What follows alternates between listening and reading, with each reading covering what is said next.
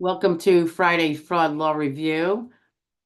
It is also Red Friday, and for those that care to, I'd like to take a little note of remembering our deployed military members who can't be at home like most of us can. So if anyone wants to share that moment with me, please do, and enjoy the video. Bye-bye now. Hey y'all, Friday Fraud Law Review. Here we are yet again. This one's interesting.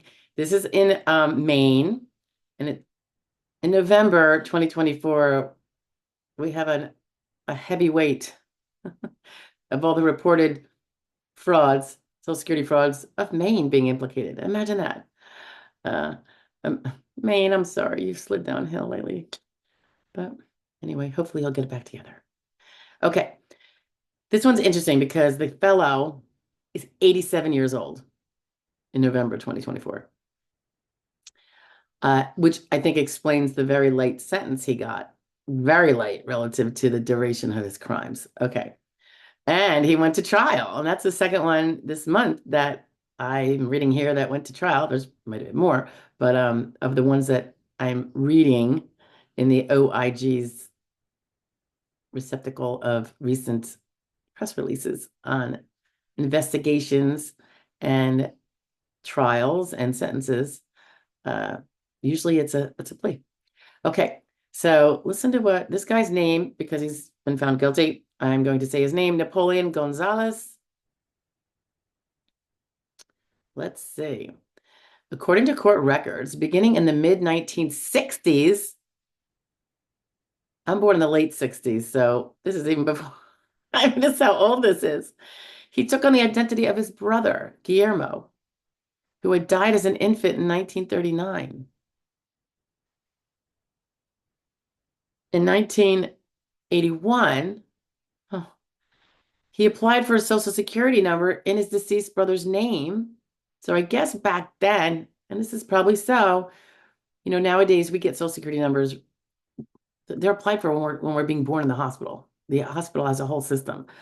Um, and that's true 20 years ago to 16, 18 years ago when I had my daughter. So, but I'm sure that was different back then. If I don't recall, but I do think the parents had to go and proactively go get maybe, or I don't know, maybe people just waited, but maybe anybody here knows, anyone a couple years older than me, maybe that is aware of when that changed. Any events,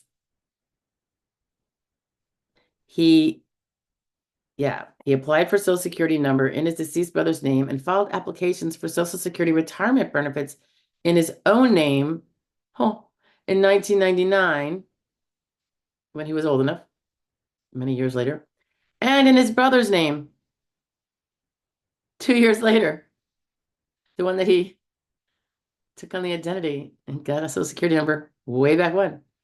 Wow, that's so shyster. Over the years, Mr. Gonzalez, Napoleon, obtained multiple passports bearing Guillermo Gonzalez's name, most recently in 10 of 2017. So what is that, 7 years ago when he was a spry 80 years old, a passport he used to travel to Canada in 2018, the following year. And by the way, this, as an aside, so this guy was traveling around doing this stuff at the age of 80. And it goes to show that there are many, many 80-year-olds who are sharp as a tack.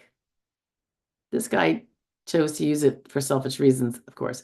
But, we're always assuming, oh, the person's old, they must have dementia, or they must be cognitive. Not so. I mean, I've known people well into their 90s with no cognitive decline. Could you, forget what you walked into a room for? Sure. But we do that at 40 and 50 and maybe even 30. So this guy obviously was on the ball to be that creative and planning and smart to pull this off at 80. All right.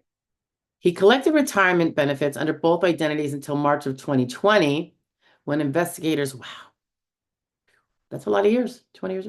When investigators requested the suspension of benefits being paid to Guillermo Gonzalez, the dead infant brother, pending investigation. Gonzalez mailed a letter to the SSA, signing the name Guillermo, his deceased little brother.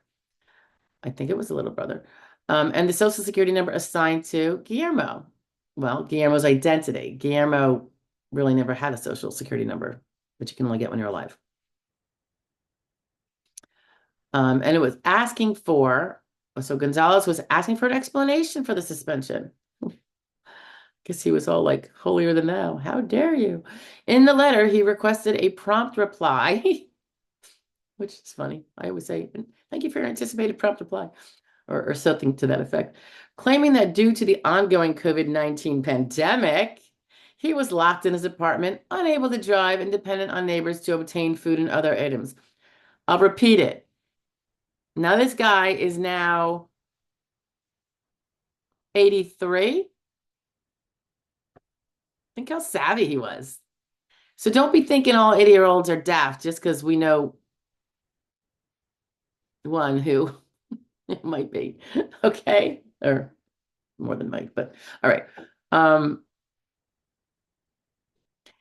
He also obtained Maine state identification cards under both his own identity and his brother's.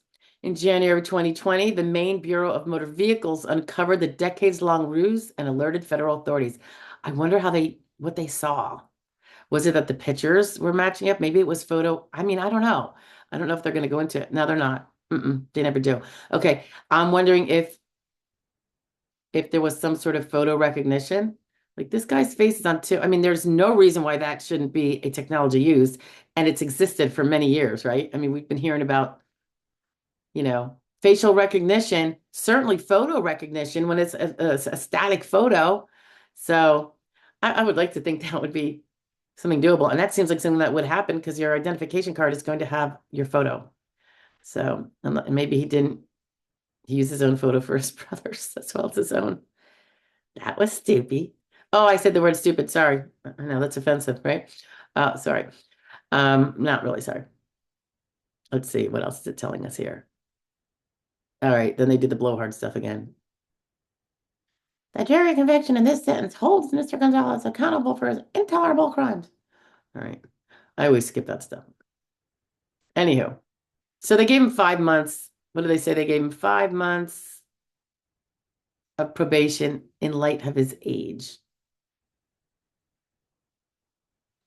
Got a soft spot for old people. Old people. Like, do I really want to see this old guy as bad as he was in prison? Yeah, I probably do. Sorry. I mean, one where you get your 3 hots and a cot, maybe low security. He doesn't have to be with murderers. I wouldn't want to see him physically accosted. Is there a place like that? Or am I being harsh there? Come on. Give your feedback. I won't get offended. I promise. You can even call me stupid. All right. I'll talk to you guys later. Bye.